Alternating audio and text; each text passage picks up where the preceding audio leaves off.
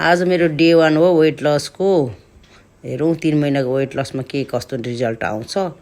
अनि मैले चाहिँ बिहान जिम जानुभन्दा अगाडि 1 कप ब्ल्याक कफी खाएर गएको। अनि आइसकेपछि 8 बजेतिर यहाँबाट आएर 8 सवा 8 बजेतिर चाहिँ 1 कप ग्रिन टी र 2टा गाजर काटेर खाएँ। त्यसपछि चाहिँ मैले 1 बजेतिर बन्दा प्याज टमाटर हालेर चाहिँ थोरै ओट्स 2टा अन्डा हालेर चाहिँ अन्डाको रोटी बनाएको। खासमा चाहिँ भएन, चिल्लो नहालेको भएर भएन। अनि त्यसपछि भुजी बनाएर खाएँ।